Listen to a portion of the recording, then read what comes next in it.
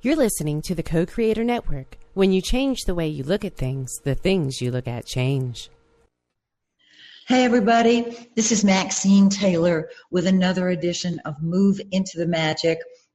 And I am once again so excited to have my dear friend Kerry Cassidy on as my guest. She really needs no introduction.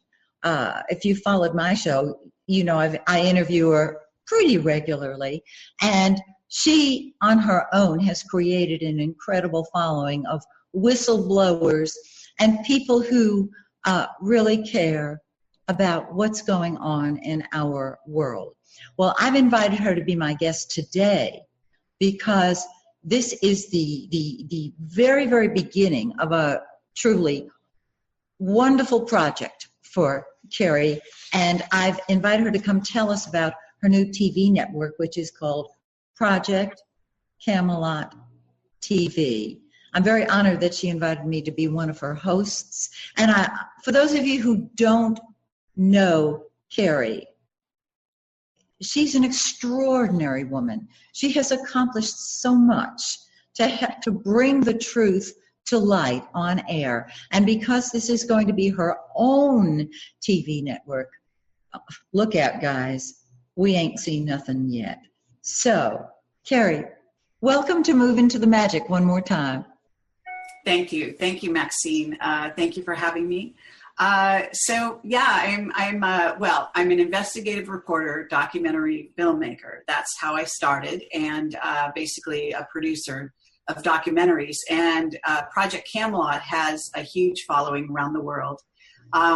I have a YouTube channel with about 105,000 subscribers, which is a fair achievement on YouTube. And then we have millions of viewers worldwide. So we're very happy with what has gone on with Project Camelot. It's been a grassroots organization since day one. And we've been in operation now for 9 years. So at this time, I'm embarking on this new sort of adventure, which is to start Project Camelot TV. And that is to take all of the whistleblowers and the authors and researchers and also the top radio talk show hosts and make a transition onto around-the-clock, 24-hour television station. And so I feel that it's a time right now in the community to actually sort of work together and bond together and to be on one network instead of having to search all over the internet for what you might like here or there or somewhere else. Basically centralizing all of the people that have been guests, some of them on Camelot over the years, and also been, interviewed by me, as well as wonderful authors and radio talk show hosts who are on radio, some of them 5 days a week, with very large followings on the internet. But the transition onto internet TV has not been made, really. And I think technology has been in the way of that for a while. But we're very close to making that a reality. And as everyone knows, this sort of YouTube generation, if you want to call us that, whatever, we have made, producing and directing and starring in and whatever else, our own shows on YouTube, a common thing now. But most of those shows obviously are pre-recorded. So what I'm interested in doing is doing what internet radio has done so well with talk radio, which is to garner that sort of an audience and basically go live. So we will have live programming. So you've got a radio talk show host that's well known and has had a radio show. But now you'll be able to see them in person. You'll be able to see them like we can see you, Maxine. And you're obviously you're an innovator in this space as well, clearly, because here I am on your TV network, whatever you want to call this, your show.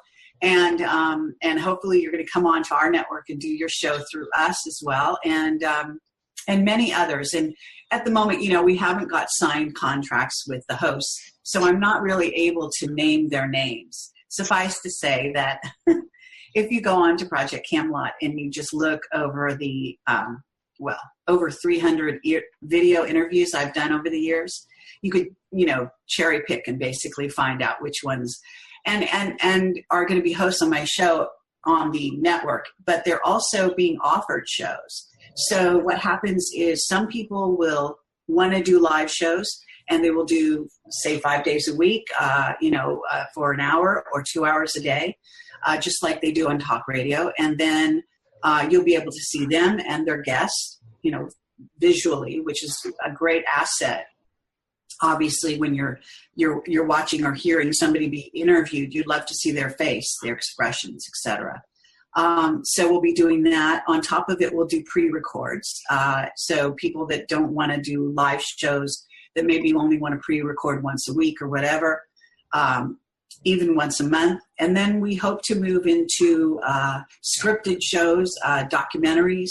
And what we will do is we will have, say, 6 to 8 hours of live programming, or that may include also, pre-records, but then it will be filled the rest of the 24 hours with Camelot videos, of which, as I say, there's over 300. And we're talking 2-hour interviews in every case. It's madness. I mean, I have so much content. So I'm like Time Warner, except that Project Camelot has generated all the library. We call it a library material. So this is a time for us to be able to be basically on the internet to a worldwide audience, round the clock. This is my dream. So I hope it all works out. We're going to do crowdfunding. So that's part of the reason you've been so gracious as to allow me to come on your show and talk about this. But we're going to start a crowdfunding campaign in the next, week or two. And so, it's going to be a launch of that. And we've never done, we've been getting donations. Camelot is supported by donations. So thank you very much if you're one of those people who have kept us alive over the years. And as I say, 9 years of operation, it's really an achievement in my view. So this is a great new step. It really, really is. It kind of reminds me of CNN when they began, although they were not grassroots, but 24-hour news. I was their on-air astrologer. Oh, wow. Yeah. And since I am apolitical, there I was doing political forecasts, which I was doing it astrologically. And people thought, well, she reads the newspaper. At that time, I did not read the newspaper, so it was hysterical.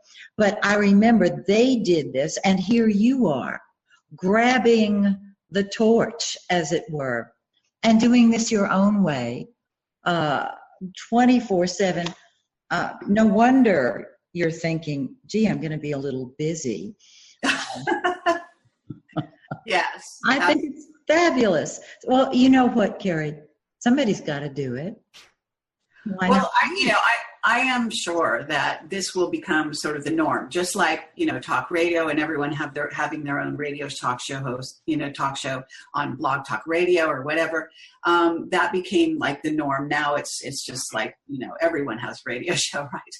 But I'm sure that, having a TV show in essence will be very common. And, but it's a great opportunity, and we have been pushing the envelope. We are sort of, I guess you might say, on the avant-garde. We really started the trend, I believe, which has to do with interviewing whistleblowers and breaking, that kind of news on video interviews, and that became, the norm now across the web. I mean, everyone's doing it, and.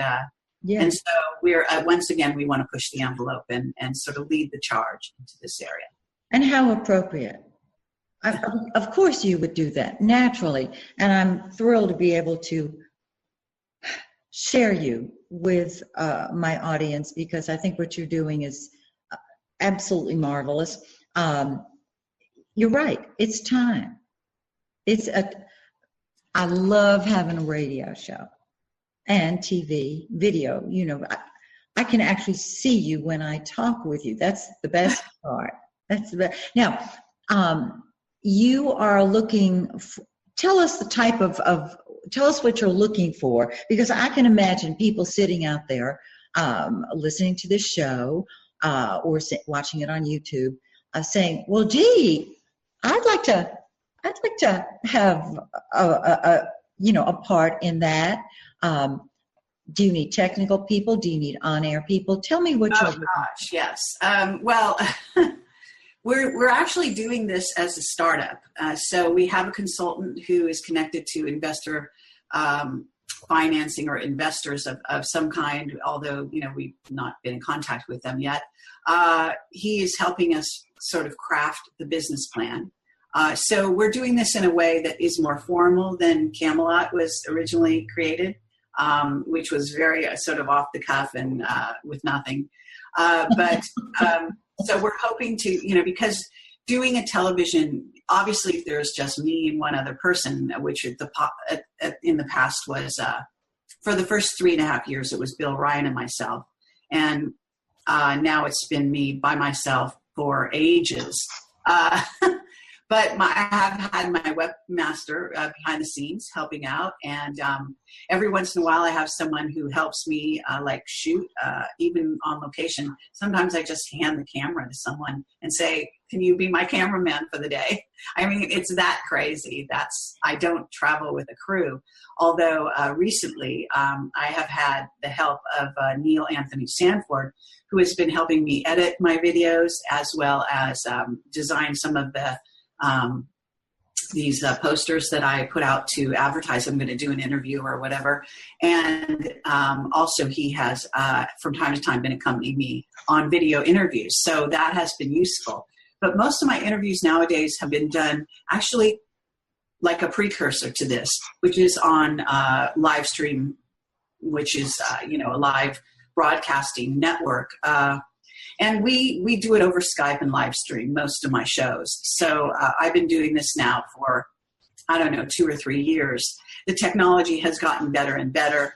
Now Google YouTube has got a sort of format that you can use. I see you're using Zoom. Yes. Say that. And I have no idea how that works, but hope, in theory it's working great. It is. So that's the kind of thing we're doing.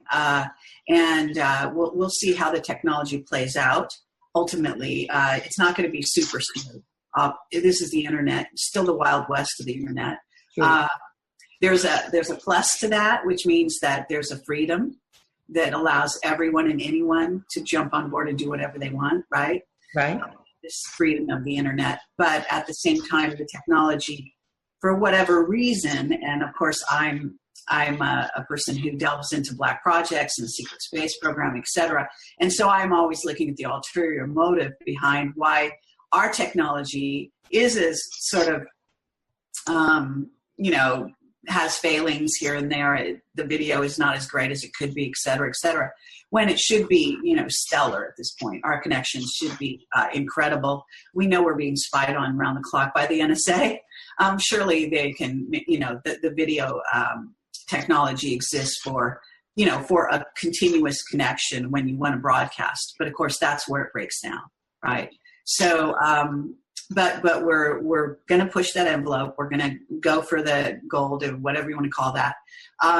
And what is really important is that we are going to provide people who are willing to analyze the news coming out of mainstream. We will have commentary on the news. We will have, as any talk show does, you can have guests that are experts in certain areas. Camelot, I'm going to be broadcasting at least twice this week. And I've tried to get one person behind the scenes to come forward so that I might be on the air three times this week.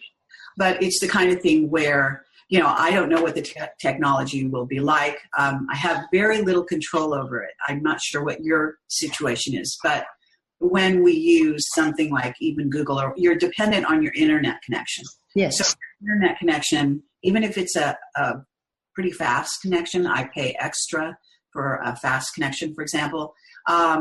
You can find it going down or being interrupted for some anomalous reason.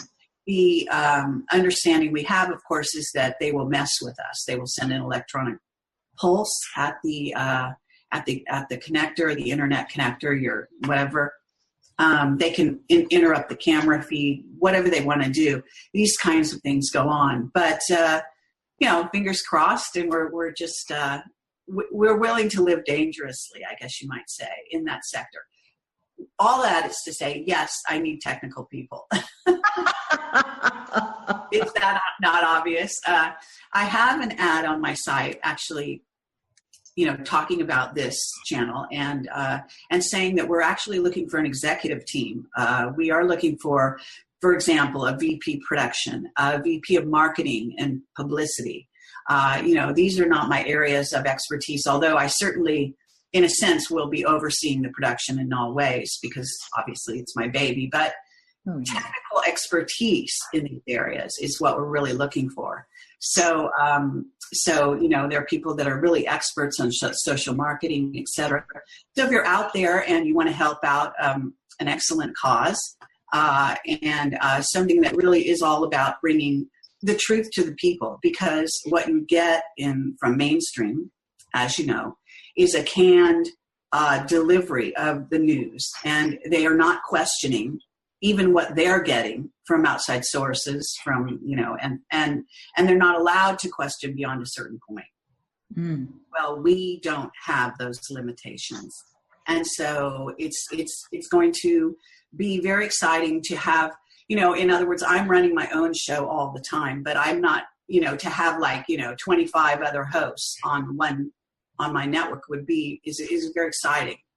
I love, I'm a kind of person who likes the more the merrier. In fact, I see this as a virtual Camelot roundtable, sort of a re-emergence of, in a sense, a virtual roundtable, in the sense of the King Arthur roundtable, which was our initial inspiration for Camelot.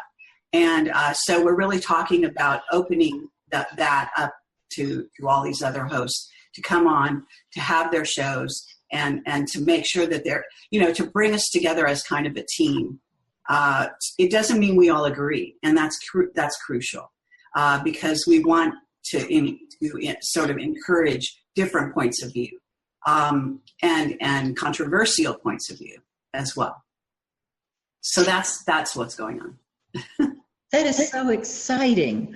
Of course, when I think of you, I think of controversial points of view. That's what you've always presented, is the unspoken, the hidden, the eighth house kind of information, the secrets, which understandably are supposed to remain that way. And you've always brought guests forward. Gosh, Kerry, I remember every time I've been on your show, it's an adventure. It's always an adventure. The day that you had me come on when David Wilcock had death threats going on, which you exposed them. You aired that. And I was so thrilled to be part of, I saw us like a grand trine, you, me, David, and then you had another guest who said, David, don't worry, we've handled it. It's done. That type of information, phenomenal. Well, we have been on the cutting edge. I mean, that's the nature of Project Camelot. It's, our sort of motto, whatever you want to call that, is the best place to hide is out in the open. And and we believe that that publicity is what keeps you safe, in a sense. That they don't want to create martyrs. That the more well-known you are, that your story gets out there, and that we're able to help each other in this way, exposing what's really going on. So it's crucial for this to happen. And actually, this flight 9525, which recently hit the ground in the Alps. We're talking about an incredible mystery. And again, Project Camelot is, I've been reporting a number of articles, aggregating content from around the the top sources on the internet that are out there. You know, when you want to find the truth nowadays, you must search. You must go to more than one source.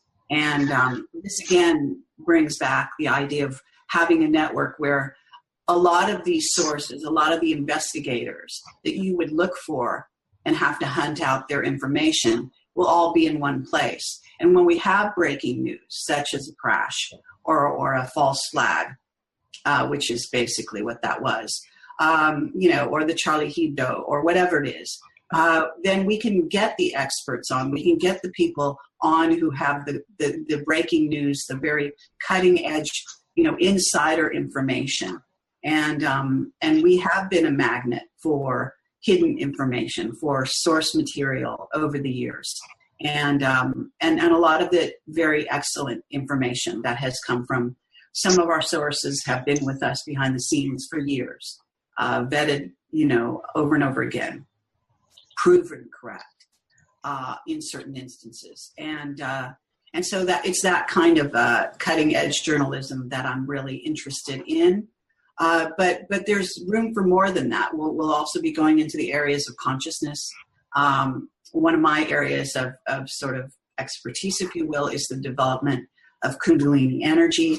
So hopefully I'll be able to put together shows on that, which will be a lot of fun. Something that I don't actually do right now, or, you know, I don't even know why, but at any rate, it's simply allowing a format to expand where you can have lots of different kinds of shows that address all aspects of what it means to be human.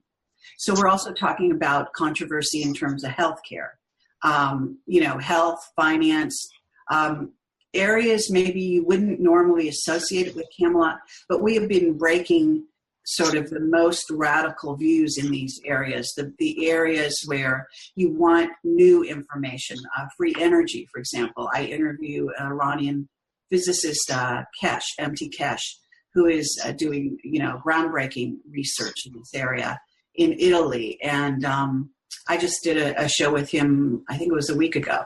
And that's available for those listening if you're interested on Project Camelot.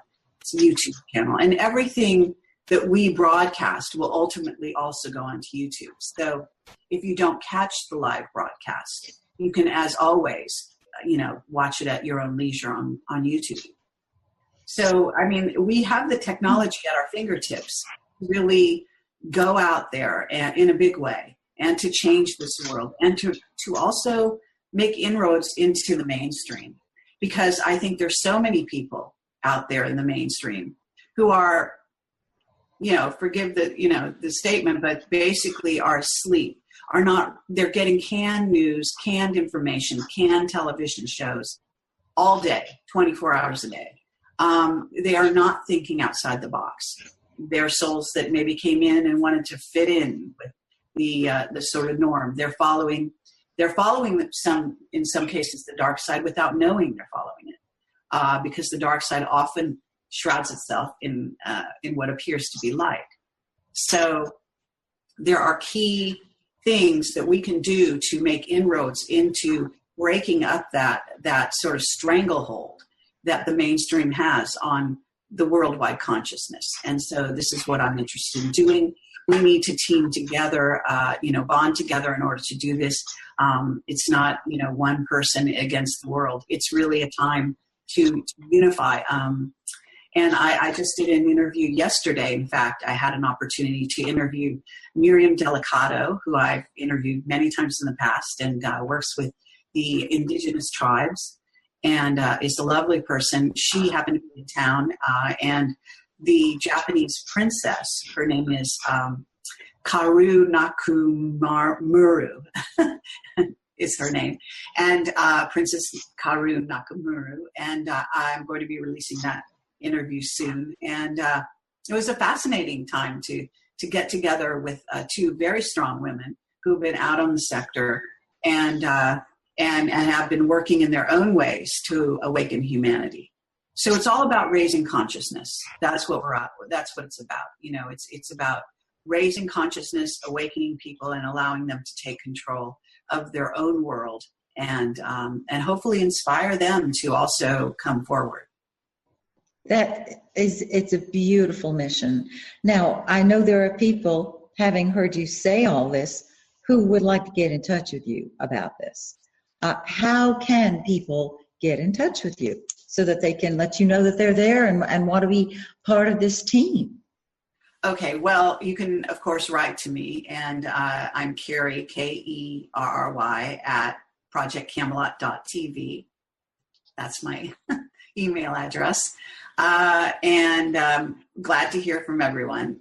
So it's also my website, projectcamelot.org or projectcamelotportal.com. They go to the same place.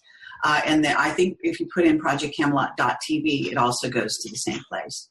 But at any rate, I've had a website for, 9 years or so. But we have all the interviews on the front page, the latest interviews, and then you can drill down and you can go into my YouTube channel and see all 300. There's 320 something, I think, at this point. So you're welcome to do that. And you can watch me on live stream this week on Tuesday. Let's see, it'd be Wednesday and Thursday. On Wednesday, I'm going to have Keith Hunter, who is an author and investigator. He's in England, and he studied ley lines, energetics around the earth, and it goes very deeply into what's really going on behind the scenes. He's watching earth changes, that sort of thing. And then I'll be talking on Thursday to Emily. Let's see, her name is Windsor Craig, and she's a fascinating woman who has Anunnaki contact and considers herself to be an Anunnaki. And she is also of the bloodline and is from, I guess it was, she's the only daughter of Edward the VIII, I believe. And a very fascinating story that she has. She's an older woman at this time. She's come out on various other shows so far. I was fascinated by her story and wanted to talk to her. So we'll be talking to her on Thursday. So that's the kind of thing I'm doing right now. And again, if you want to if you think you can add to our project in any way, really, or if you're a whistleblower for that matter, please do contact me. And my email address again is on my website, but it's Kerry, Kerry, at projectcamelot.tv. And it would be great to hear from anyone who's interested in helping us out. Well, I know that you're going to have a wonderful response to that because the word's out there now. This is going to be aired, next week. And tell us again, how can we listen to your show? Okay. You have to stay tuned to the front page of Camelot, first of all. Okay. And that's where I announce. But I also announced it you should join us on Twitter, first of all. Because everything goes out on Twitter, and I'm Twittering all day, every day. Whenever I've got something going on, if I've written a new article, if I've got a show coming up, it all goes onto Twitter. So if you really want to be up to the minute on what's going on in Project Camelot, Twitter is the way to go. So, and to get us on, I think we're Project Camelot, all one word, so Twitter, I don't know how you do that, but I also have a link on my front page now to go to Twitter. Oh, that's perfect. Yeah, and then on top of it, I'm on Facebook. I mean, I have Project Camelot page on Facebook, which has got thousands of likes or whatever. And then, of course, I've got my own page, which I'm always on the limit, 5,000. So they never let you have more. You're not allowed to have more than 5,000 friends. But it's a marketing thing. That's really what Facebook is. If you use it for personal stuff, that's your choice. But within the surveillance society, it's a marketing tool, and so we definitely have encouraged people to contact us there. And we have, I have so many Facebook pages now. It's crazy. What can I say? It's an opportunity to have more pages because you get more likes and friends and all of this. But basically, you're garnering attention. And so I publish on all those pages as well as Google Plus. I have an account there. So when I go out on all of these social medias to announce my shows, the time and the place. Right now on the front page of Camelot, you'll see that I'm announcing the shows I'm going to have on Wednesday and Thursday. I'll either be on live stream or we'll be on Google YouTube. We've had trouble with Google YouTube. They're going to love me for this, but technologically speaking, because some people, they have to add some kind of plug-in, and then for some reason, I've even found Europeans are being blocked on Google YouTube. And I don't know what that's about. Maybe it's only happening to me and to some of my prospective guests, but we've been having some issues there. So we're also trying to use Wirecast and Skype. And so you say, where am I to be found? I'm going to be found on one of these places, but you have to go to my front page to actually get the link. Okay. And it's always there during, the day of. So obviously you can find that there on Wednesday and Thursday. Wonderful. Well, we're at the starting gate. This is very exciting. And as a pioneer, I think there's nothing more exciting than to step forward, to leap forward. And once you leap into the pool, then you think, gee, perhaps I should have worn a bathing suit. But that's okay. You just keep swimming. You just keep moving forward. That's how I always proceed. And now people know that if they have something that they'd like to add, if there's something you have to add to this wonderful Project Camelot TV, please get in touch with Kerry, or if you can contact me, I'll send it to Kerry. We're going to link arms and have a terrific new network, and that is the way to go. It's going to be great. But while I've got you on the air, I want to ask you about a couple of things that I'm personally interested in. I don't have the luxury sometimes, I don't have the time, you know what I'm talking about, to research these myself and even to get on your site and find out more about them. So while I've got you here live, I've got to ask you about my favorite topic. You mentioned it, false flags. I remember years and years and years ago when I was very little, there was a book out called Hidden Persuaders, and that was as far as it went then. And it was how subliminal programming was used in advertisements, and I thought at the time it was cutting edge. Well, that's really leaped forward, and I would love you to speak about a couple of the false flags that are really with us now, if you wouldn't mind doing it. You mentioned Charlie Hebdo. When that happened, I was just horrified. As a former French teacher and Francophile, I'm just horrified by that. And the Andreas Lubitz, the pilot of the plane that went down in the Alps. Those are two topics. We have the time for you to share whatever you would like, and then some. Okay, well, first of all, let me direct your people's attention to the articles that I've written, which again aggregate the information from people that have been sort of putting forth theories on what has gone on, some of whom have done excellent research.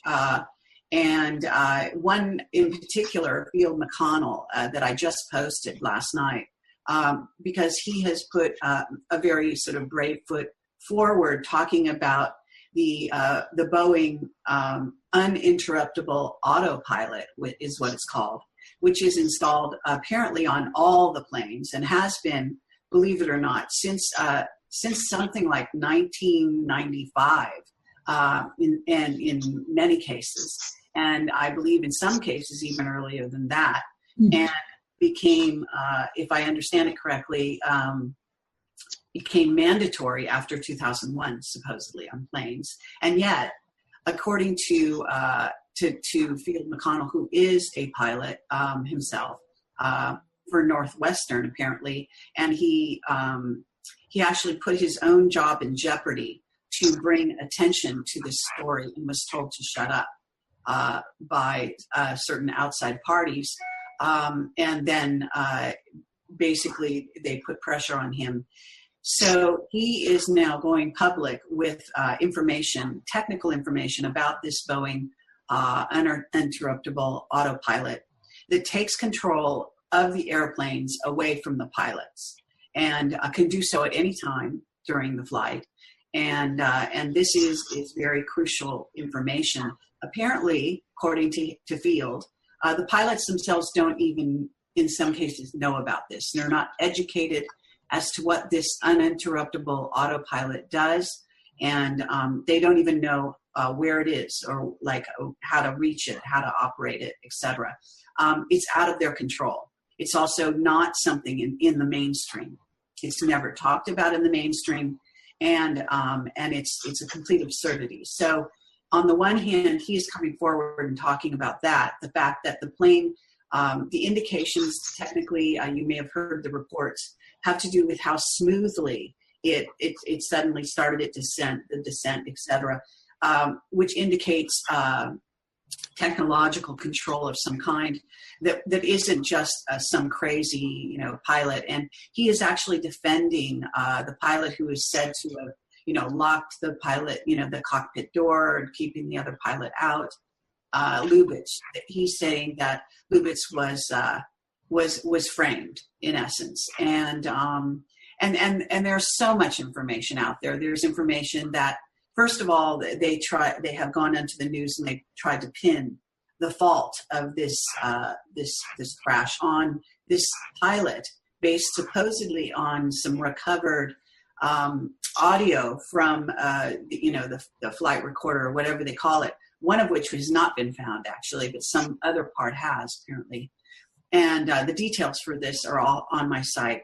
And let me say that Jim Stone is another researcher who has done stellar research in this way and brought forward a lot of these points as well. So they're published. What they never do normally is publish the sort of culprit, the reason for the flight going down. And as you know, we've had crashes now. We've had a number of very specific false flags, which was MH17, MH370. These are the most notorious ones recently. And here we have flight 9525 here in the Alps, where this was taken down. And apparently there's an ulterior motive. There were 2 French fighter jets apparently accompanying this plane who, right when it started its descent, instead of staying and monitoring the situation, left. And whether they actually caused, took control of the autopilot, or in some way relayed even mind control at the pilots themselves to put them in a dazed and confused state of mind, to keep them off the sort of, off the job or whatever. There's evidence that the breathing of the pilot, Lubitz, in the cockpit, according to Field McConnell, it appears that he was put to sleep, very likely. And so the other pilot trying to get in the door was supposed to have access, that there's another way of access, and access in the cockpit door that should have allowed him access from the outside, which for some reason the evidence is that he didn't get, if you believe this information about the flight recorder. So all of it adds up is they've wanted to sell to the public for some reason that they've solved the crime, even though there's almost no evidence left on the ground. All they have is supposedly a piece of this conversation in the cockpit. We don't know if that's fabricated. We don't know if that's being put out as a red herring to the public. We don't know if any of that really happened, because there's no witnesses except the fighter jets from a distance. And on top of it, apparently, I believe there were 2 other Italian fighter jets who were also on the scene. So there's a lot of unanswered questions. What is clear is, in some cases, they're saying that this was a shot across the bow to Angela Merkel, so that Germany sort of remembers where their sort of bread is buttered, to stay in alignment with the Illuminati, not to go to the Asian side, even though they've been, sort of vacillating, to also maintain this war in Ukraine, that possibly France and Germany are not quite so gung-ho enough on from the perspective of the U.S. I mean, there are a lot of speculative reasons for a false flag.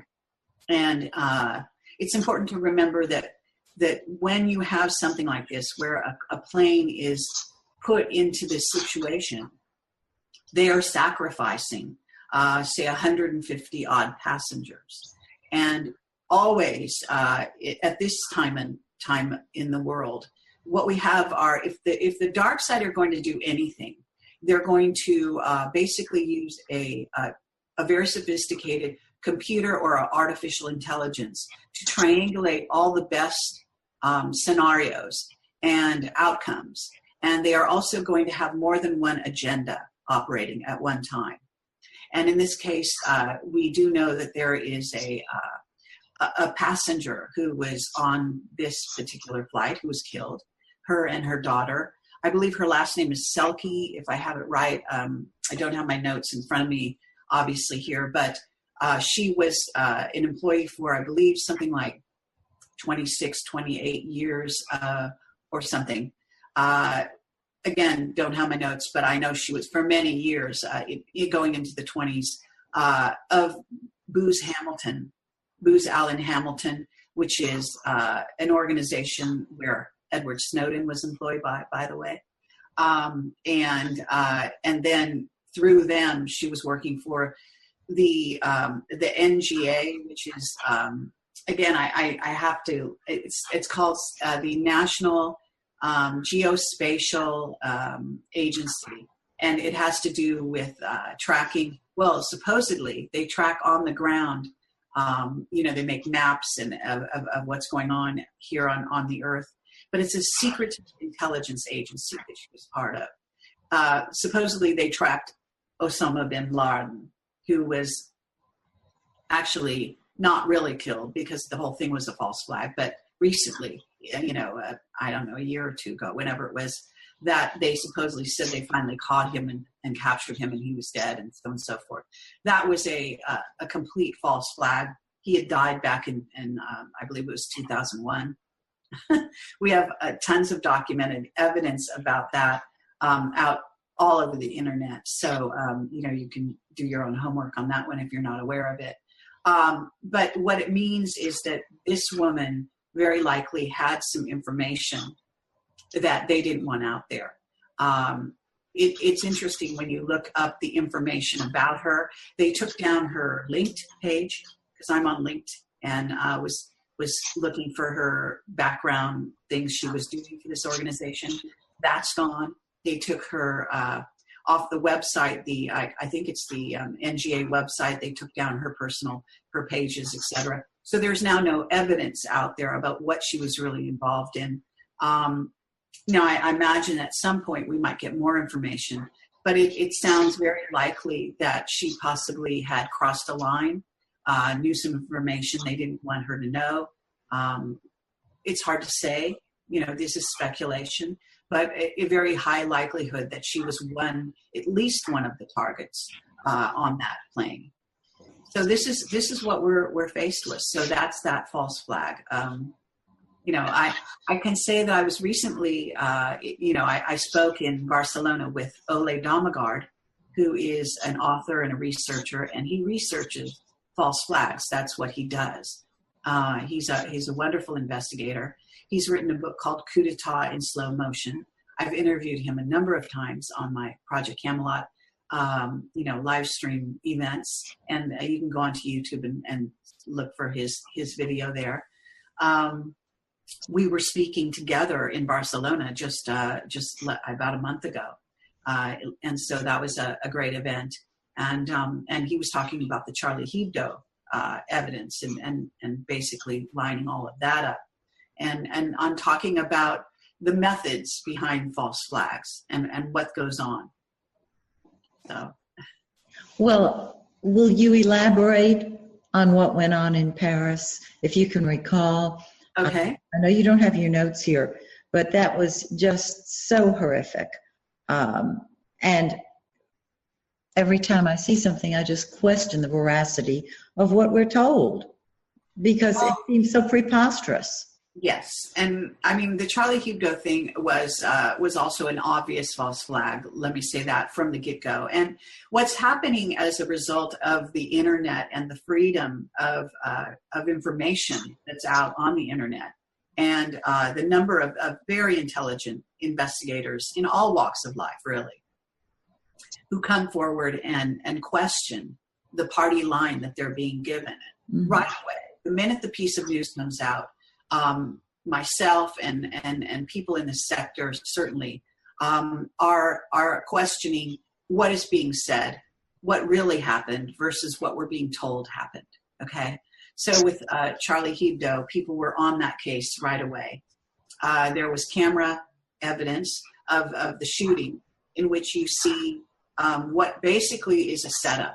What is even the camera itself, the fact that it was on the scene, that it was photographing everything, that it was not really shaking, that it knew exactly where to put, I'm a camera person, right? So I know that when you go to a scene in which you don't know what's going on, you often, you put your camera in the wrong place initially. You have to move it all the time to capture the changing scene in front of your eyes. Not so with this camera. It was very well positioned from a roof, from a high level apartment, shooting down on the scene, I think just the right place. You see gunmen basically using guns that apparently don't even have necessarily real bullets, because when they shoot a man laying on the ground, you see no blood. You hear later a newscaster coming out and saying, when they put the blood there, and making a mistake in his newscast. This is a mainstream news guy. So there's so much evidence, and Ole also talks about, and which is I think brilliant of him. He talks about how he's actually been an extra on film sets, and I myself have been an extra on film sets and worked in the film industry for like 19 years. So I know exactly what he's talking about. And there are lines drawn on the ground to indicate where the car is supposed to be positioned. There are, so you see that this thing is set up like a play, that this is being rehearsed, that it's been done possibly even more than once as a run through.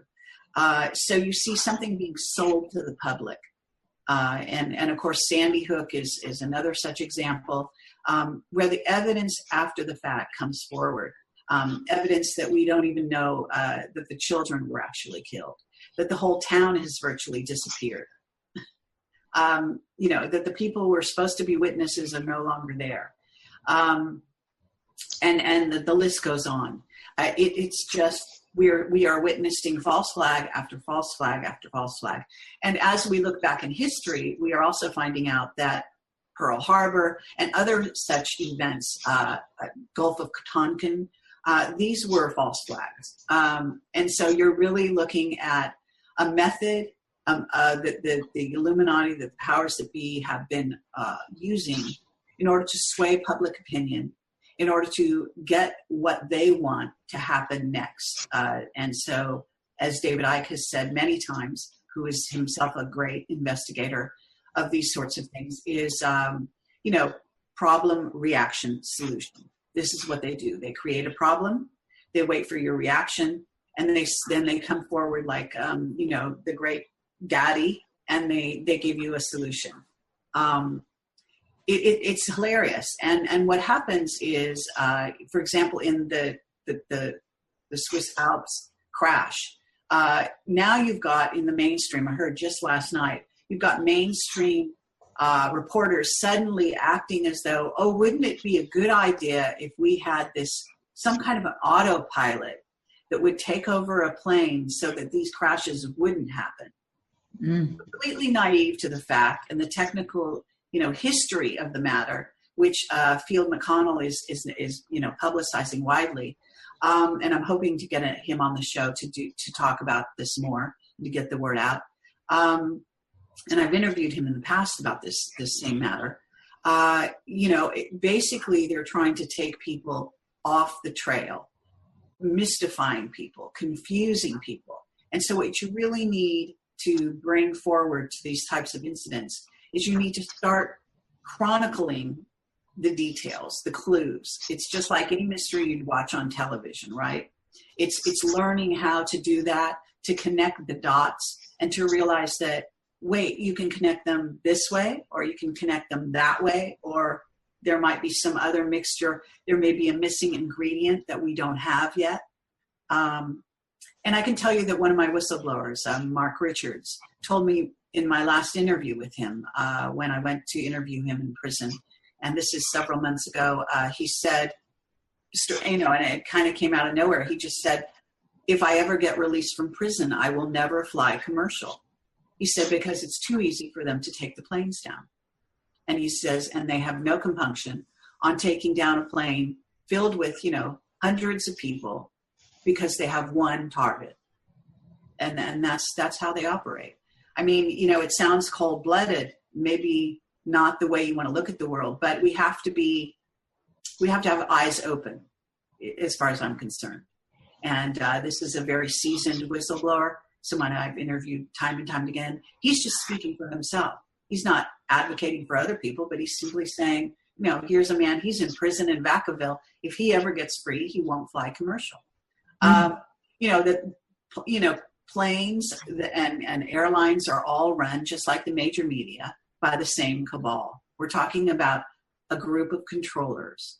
And the controls, that the scene are showing, the lines of control are showing, and people are waking up. And you are helping to do that. That's why I think that if those of you who are listening to Kerry now, if you've never heard her show, if you've now you know what's going to be on this network. Now you know why her network is so important to us at this time. And, I say, if not you, who? If not now, when? Well, it is you, and the time is right for you. And Kerry does not claim to have this information. She doesn't dig on her own. She does not have the time. And when this network is up and running, she'll have even less time. So the people that she interviews are experts in their fields. Can you, Kerry, we do have a little more time. I'm just checking our time. We're doing fine. We have a little more time. Would you share something with us that I don't want to give away your blog or any of your guests, but something that you are particularly interested in right now that you'd like to share with us, a false flag, or anything of that nature? You interview others. I would love to know what you are focusing on besides the network.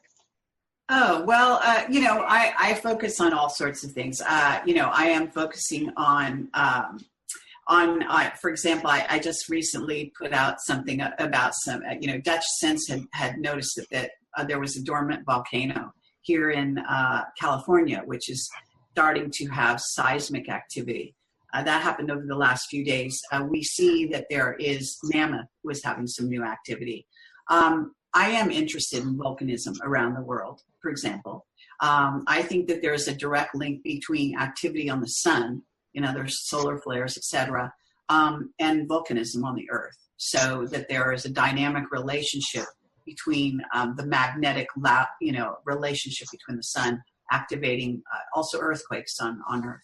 And I believe that there is scientific evidence to this effect. I can tell you that, I'm actually looking over, there is a new piece of information. It's called, I want to get this name right. I have it. Yeah, Jade Helm.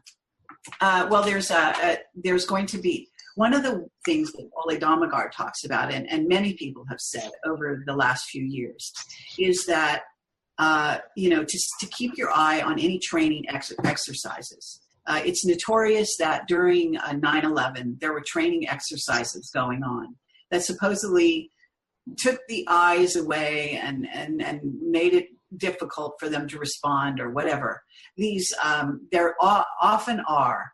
It's a weird twist during false flags, related to false flags, training exercises about those very same false flags that then occur either in coinciding at the same time, or possibly, days, sometimes even a year later, but having had a precursor that was involved with a so-called training exercise.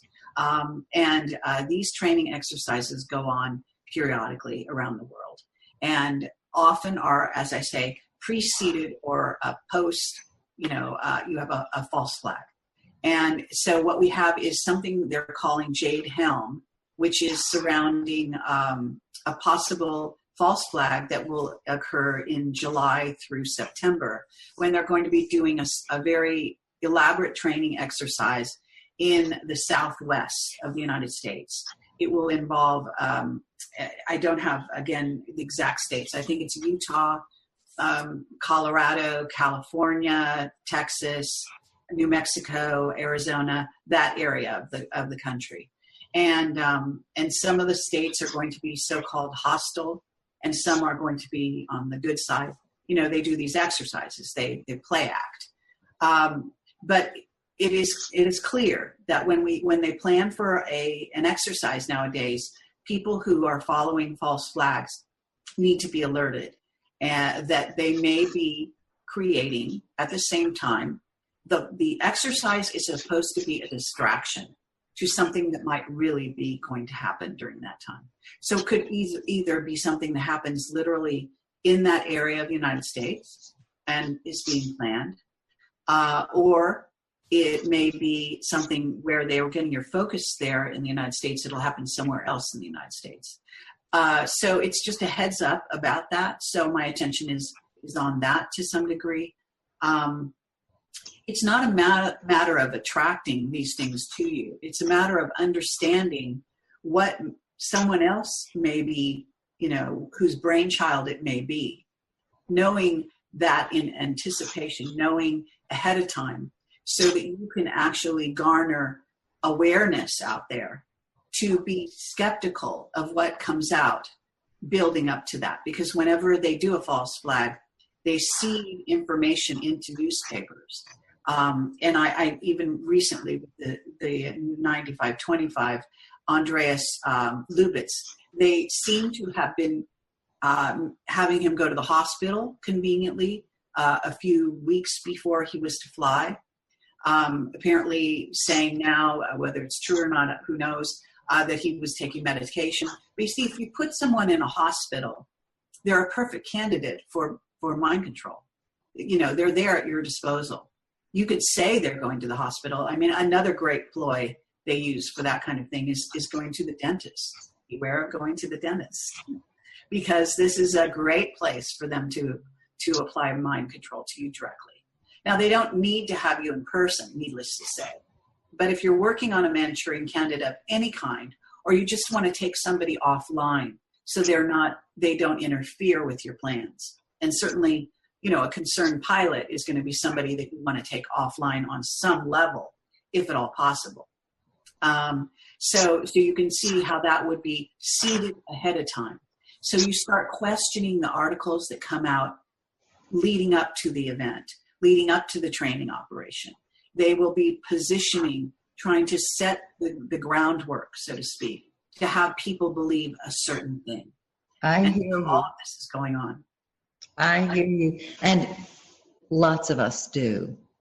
Kerry, I want to thank you so much for sharing everything with us today and sharing Project Camelot TV. I will be supporting you. I will be helping you every way I can. You already knew that, though. I hope you got the video I sent you. Yes, lovely. Thank you. And I hope that all of you will support Kerry. Share this show with everybody that you know. Tell them about it, because Project Camelot TV is a network whose time has come. And so I hope you will join me next week when once again we move into the magic. And this is Maxine Taylor reminding you